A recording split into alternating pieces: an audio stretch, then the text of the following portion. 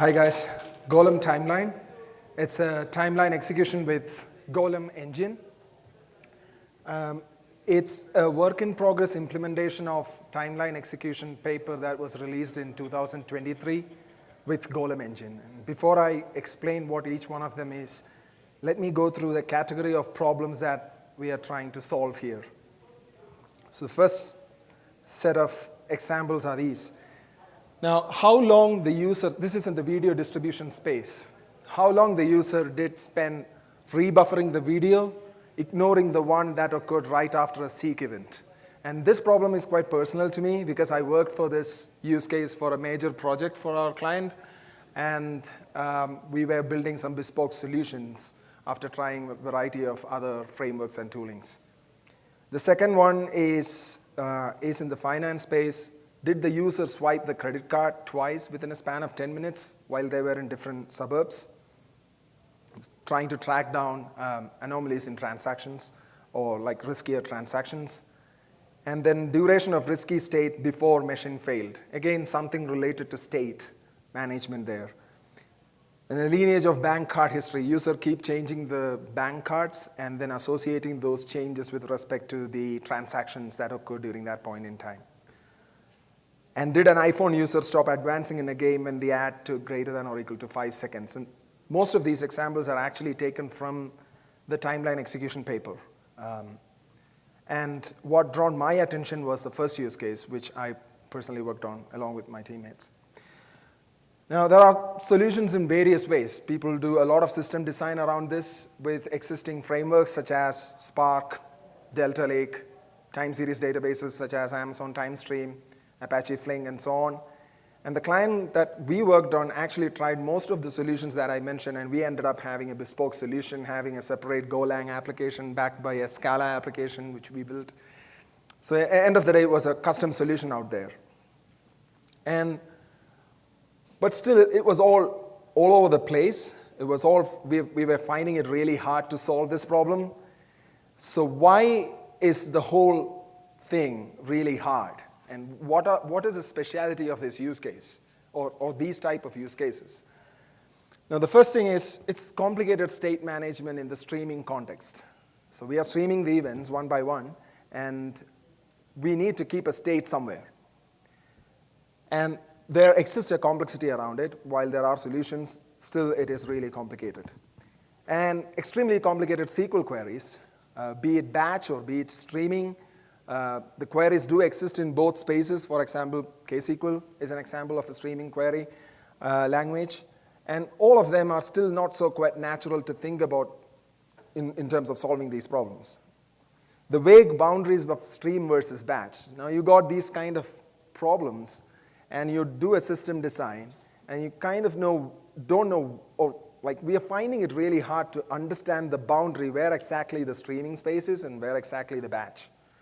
And it's quite vague. And even if we find out some way of boundary, the impedance mismatch is high. Whatever that streaming could achieve, we are not able to properly utilize it in the batch space.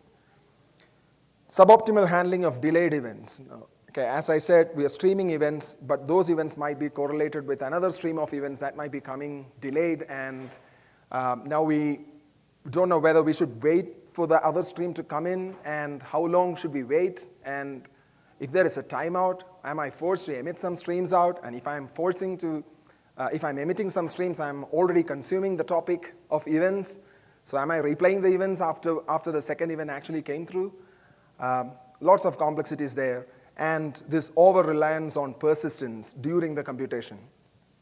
We know persistence of data is important for every company, but then within a computation, there is it depends on obviously it depends on the type of computation, but especially in these type of computations, the persistence layer and the complexities around it could be solved, like we can avoid it. Distributed caching being a second thought, it was the greatest learning for our project as well.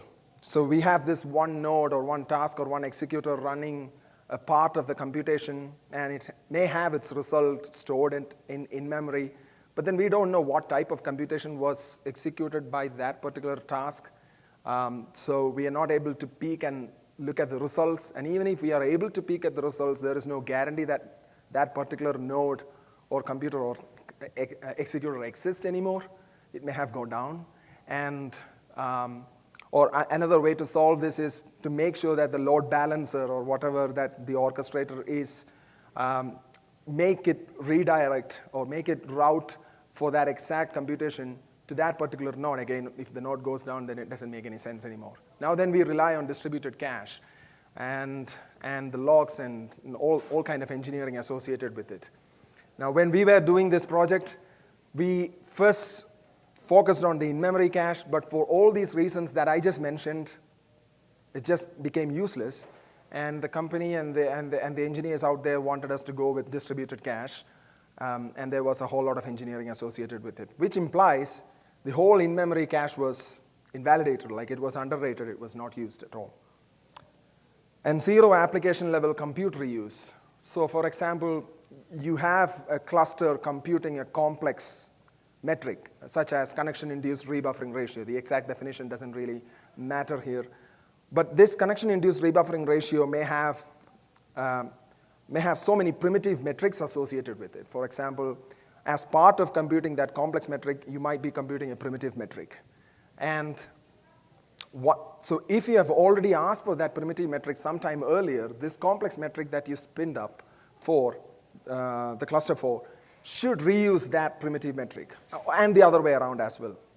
But these are not transparent. You don't know which task or which executor is running that primitive metric for that complex computation. So essentially, we are not able to reuse the compute as such. So here is an example of a hard query blatantly taken from the paper itself. It's a screenshot of the paper. I was showing this to my colleague Daniel. He was saying there was no syntax highlighting. Maybe that's why it is complicated. But even with syntax highlighting, my brain can't process this. And if at all I'm able to understand this, maybe after 5 minutes I forget it. I mean, that's just my way of taking it, and it's really hard. It's written in PySpark, and it's solving the exact use case which I mentioned for the connection-induced rebuffering. And so what do we need? So definitely we need a DSL that makes things observable, but at the same time, we need the right primitive in that DSL. Simply going ahead and writing a DSL that makes things declarative is not enough. Finding the right primitive is super important in designing languages. So that right primitive and allowing composition and observability and optimization. So we need a good DSL. We need an executor that is deterministic, because as I mentioned, one node cannot go just die, because we need that node to keep computing that some computation forever, deterministically, so that we can peek at those tasks or executor and understand the results anytime, forever. And that is really important. So that determinism is really important, and that determinism is useful only when it is transparent, that we should be able to know that this is a part of the computation that's taken care by that part of the executor, so that we are able to come back and peek at these tasks or executors anytime. So here goes the timeline execution paper that was released in 2023. Obviously, you can go through the link, and it has got 5 or 6 pages. They go in detail. They are sometimes sounding very obvious, but it's pretty clever in detail. This is my own interpretation. I hope I'm not oversimplifying it. So these are 4 different timelines. The first timeline shows, has the user ever started playing? It's like a cumulative OR. As soon as you find an event that says play event, you're saying true. It becomes true. And the second one is almost the same, just the event value is different. Has the user ever performed a seek? So as soon as the user performs a seek, we draw a timeline for that. The third timeline is sort of a derived timeline, or maybe another form of the second timeline. Has the user ever performed seek? And if so, set it to false in 5 seconds. So from T2 to T7, it's true, but then rest of the time it's false. And the last one is, again, a derived timeline. So just for simplification, I draw the final timeline here. So you can think of the original timeline as drawing all the state of a player. So it can be a buffer event, it could be a play event, it could be a pause event, but then you're comparing that with a constant called as buffer, and then you have one single bump that goes from T5 to T9, which says that's a buffer event. We discard the second timeline here, and we'll see why. And we take the first, third, and fourth. And just with these timelines, if you are able to plot these timelines with respect to events, we can sort of identify the buffer time that occurred as part of the seek. And that's just a logical AND of these timelines. So if I'm naming these timelines as X, Y, and Z, just doing a logical operation, AND operation, tells you from T5 to T7, there has been a buffer event. And that's part of the seek event. And we don't need it. That's not what we are looking for. What we are looking for is we need to find the buffer time ignoring the seek event. So for that, what we need to do is to flip the second timeline. So do a negation. And when you flip it, and then do the same logical AND, now you get from T7 to T9, you get the time duration of the user going through the buffering without the seek event, ignoring the seek event. And then, yeah, these timelines naturally making sense, but there are specific operations that produce these timelines. And the first operation is, I don't know how readable that is, but I'll try. TL has existed. I'm copying exact name as that in the paper. TL has existed takes an event predicate. Has the user ever started playing? That's an event predicate. And you pass that predicate. Somehow you define that predicate. We'll see how. And then you pass that to TL has existed, which is an operation, which is one of the DSL nodes in the timeline. And then that gives you the first timeline. The second timeline is TL has existed itself, but with a suffix called as within, which means it's valid for only that amount of time. The third timeline is TL latest event to state. Consider that as simply plotting the events to a state. So your event might have a column called as player state change. You track the value of that column, and you keep drawing the state. And then I'm comparing that with a constant. So that comparison is a timeline operator itself. And then you have AND, which takes two timelines on the left and right, takes two timelines. And then you have a NOT, which takes another timeline. And in summary, TL has existed, takes that event predicate, and that event predicate is something like that if the player state change is equal to play. TL has existed within, takes the same event predicate, same type of event predicate, if the user action is equal to seek, and if so, make it validate it for 5 seconds. Because events are not having any duration, right? Okay, seek event came in. It doesn't say that how long he has been seeking or buffer. Sometimes you need to specifically mention, keep a duration of 5 seconds if a seek event is coming in. T3 and T4 are exactly the same timeline operator. It is just plotting the state with respect to those columns that I have mentioned. One is player state change, the other one is CDN change. And the is equal to there is different to the event predicate is equal to. This equal to is on top of the actual timeline operator, actual timeline DSL. And then you do a AND, making sure that you're negating the second timeline. Of all of these timelines, you will get how long the user has been spending rebuffering from CDN1, ignoring the seek event. And the most important thing is still not executed yet. So you can ask for a value while the computation is running, say at 2 p.m. So at 2 p.m., what is the state of things? Okay, so the paper discusses about the idea, and that's it. And there are more details, such as what is the difference between state dynamic timeline, numerical timelines, event timelines, how are they related to each other, how do we apply the same to the other domains and stuff. However, there is no specific implementation detail of how this whole thing can be plotted in what scale and what's the tech stack. I believe the authors went with Scala for implementation, but not how. They just mentioned it is Scala, I think, if I remember correctly. But now I implemented this with Golem, and there was a reason for it. I always talked about the transparent executor that is deterministic, executor that we can go ahead and peek at any point in time and understand what computation is running where and forever. And I'm working in that project, Golem, with my teammates. So that's cool. And then in 2023, I was actually late to see this paper. I think it was in November that I bumped into this paper. And that exactly talked about the problem that I was trying to solve with my teammates for a major streaming company. Wow, that is really cool. So we found the real primitive, exact primitive, which is what we saw, which is timeline, and its compositions and the primitive operations. That sounds really elegant and cool and maintainable compared to any Spark or time series database queries. And then I have this Golem, which is giving me transparent executor. Not transparent, but deterministic executor, which I can make it transparent. So again, how did I implement this with Golem? The details of Golem and the details of durability. Oh, by the way, what is Golem? Golem is an advanced serverless computing having workers that are long-living and durable and stateful. So now I need to implement this timeline, DSL in Golem.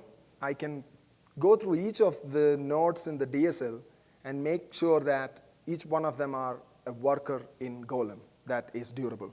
And a worker in Golem is an instance of a WebAssembly component. And there will be a lot of talks around WebAssembly component today and tomorrow, I think.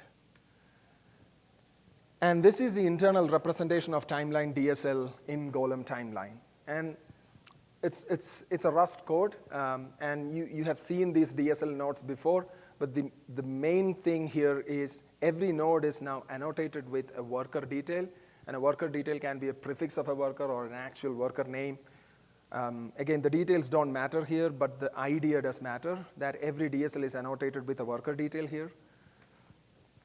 And then before we went ahead and ran them as different workers in Golem, the next thing that we had to do is to identify the leaf nodes and derived nodes, because we want to handle them separately. And we already saw the leaf nodes, the nodes in the DSL that was responsible for processing the events directly. They are TL has existed within, and latest event to state. And rest of the nodes that you have seen in the timeline DSL are the derived events. And then I am tagging these leaf nodes to be the event processor. An event processor is basically just a simple Rust application backed by simple Rust data structures, implementing these three functions, which means the leaf nodes. And then I built it as a WASM component and pushed it to Golem. And they are called event processor because their input is an event timeline. And output is a timeline of states. The paper says it is state dynamic timeline.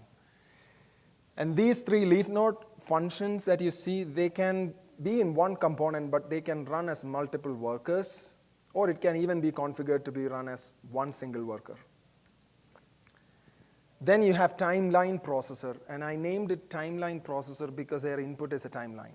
And they are actually called implementing the derived timeline nodes. And these nodes, again, are implemented using Rust, and they work as a single worker or multiple workers. They can be running as multiple workers if configured. And any state backing these functions are simple Rust data structures, or a hash map, or a list. And no need to learn the nuances of another framework here. I was just simply focusing on a simple Rust. It looked like a toy, but that was production grade. I was writing simple Rust program, as I mentioned, yes. Then I have a core module called orchestrator.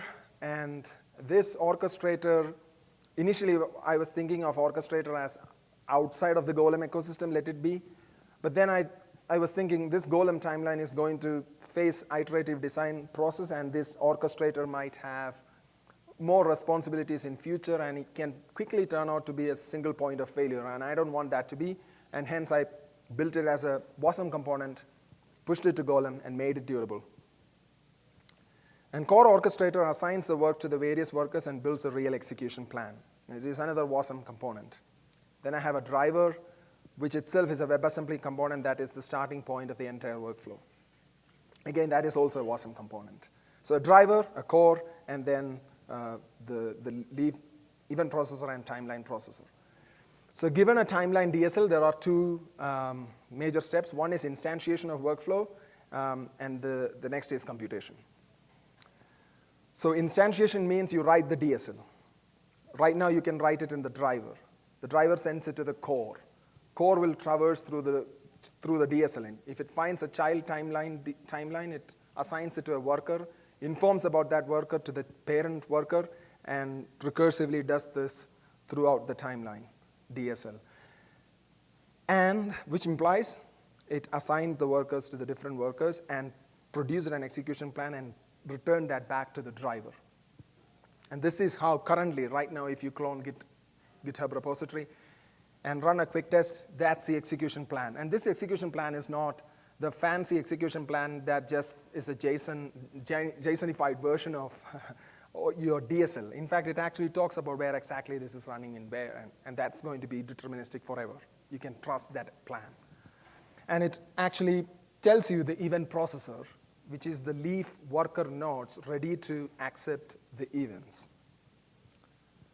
which implies you have to feed it with an event. Currently, the timeline implementation in GitHub, I'm just using a Pulsar consumer that's called as a feeder. And I'm calling it as a feeder because that is going to be existing in any Golem timeline-based workflows.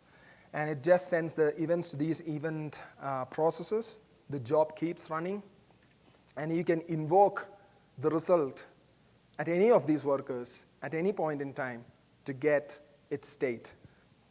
Also, in the planner already mentioned about in which worker the result is existing. So you can invoke that particular function in the result worker, and you get the final response. And to make it even things more easier, Golem allows you to expose HTTP endpoints on top of these functions in these workers, and you can write a simple definition, a binding definition, which will allow you to expose worker functions as multiple HTTP endpoints. And what does that mean? As I mentioned, you can instantly write a simple set of API definitions exposing a tree of subcomputation that helps with debugging. And we got the following. I think I jumped across and already mentioned the advantages, but here it goes again. True application level observability. At the core, we have a DSL that is optimizable, that is observable, and with Golem, we also know which worker is taking care of which part of the execution forever. If one worker is giving you a result as none, might be because another worker may not have received the events, and you can just poke the result state at any point in time and understand. Then you have a compute reuse, which implies every timeline DSL is associated with a worker, which implies if you create a new DSL, it already knows whether some worker is already running, computing the same thing, and it reuses it. Comes for free. And you can trust that executor because that executor is durable. And Golem is scalable, but doesn't come with the indeterminism of scalability, wherein parts of the computation keep changing between tasks or executors. You can trust the executor that was responsible for the subcomputation forever. And handling delayed events for free. And I think that I already mentioned, if one worker is not giving you any result, you can just poke at some other worker and all the workers' result and see, okay, this worker is actually returning me a none, which implies that even worker hasn't received any events. And in fact, you can ask one worker to just wait forever, like 1 month or 1 year with Golem. I haven't used the promise API in Golem yet, but that's another possibility. Or you can keep polling and get the result. And every internal state of timeline is just in memory. And the data and the metadata, everything within Golem timeline is in memory. And simply leading to in-memory as the primary data source. Of course, you can configure it to be a key-value pair, which Golem runtime API allows you to do it if you want, but I don't think it is required if you design the system properly with Golem. So as I mentioned, there is no need of thinking about distributed cache here because everything is in memory anyway. And that's it. The slides are available here. I know it was a big roller coaster ride. I'll be outside and ready to answer any questions if you have. Thank you.